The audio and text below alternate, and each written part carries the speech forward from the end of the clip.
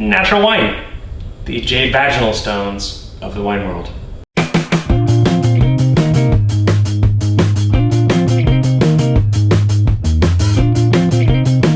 So, the first issue with natural wine comes down to semantics. Wine isn't natural.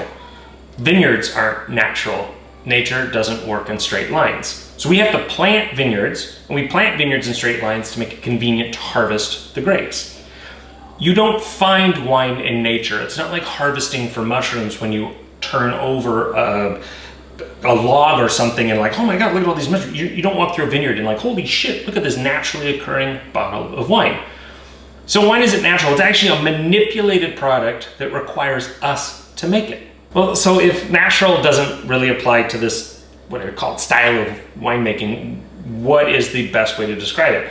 Well, it's actually low intervention winemaking, which sounds great on paper. I don't want anything in my wine the same way that I don't want any weird things in my food or in my water, whatever it may be. But the problem with wine is that low intervention winemaking is kind of like low intervention parenting. You have a tendency to raise assholes. Now, this argument about natural winemaking, low intervention winemaking, whatever, being superior to anything else is kind of like saying that your parenting style is superior to everybody else's. Well, it may work for you, and then at the same time, you may realize at the end of them being kids that you've raised an asshole. You don't know. We just do the best that we can. And when you get rigid in the ideology and the how-tos, you kind of miss out on the fact that not every kid is the same. Your first kid versus your second versus your third, hashtag I got three,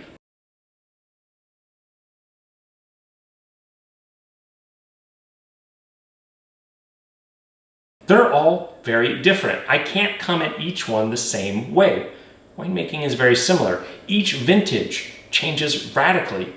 And Mother Nature is an asshole that is constantly throwing things at winemakers in which they have to adapt.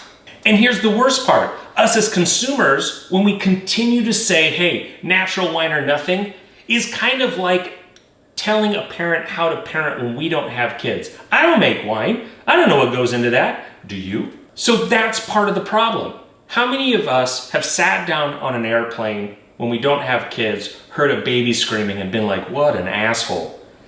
And then we have kids and then we're the parent with the screaming child on a plane and you're just like, oh, no. The inability to see eye to eye and pass judgment is absurd. Because ultimately, again, what do we want? Great tasting wine. If you have a kid that gets cancer, you're not going to give them Tylenol and, hey, figure it out, which is the low intervention winemaking. No, you're going to do whatever it takes. You are going to pump them full of chemotherapy to save your child.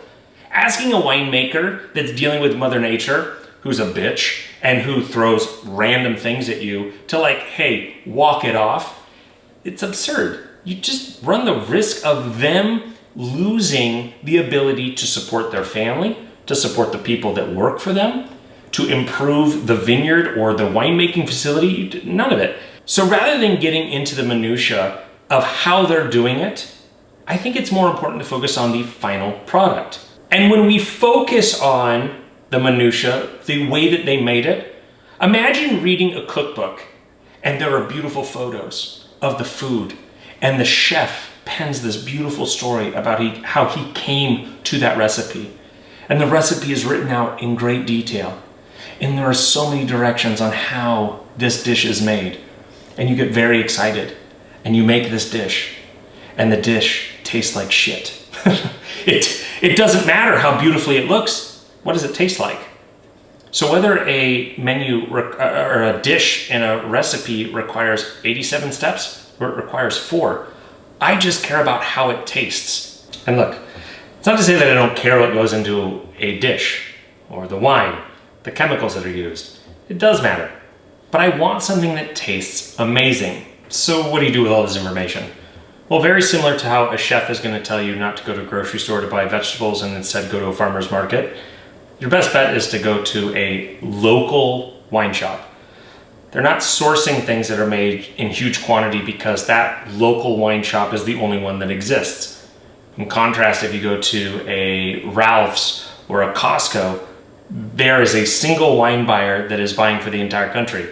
So you mass-produced wines, which are not made well, and I do not think that you should drink them.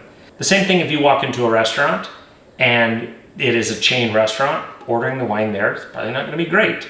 But going to a restaurant that has a sommelier or a server that seems to know what they're talking about and is passionate about it, I would trust them.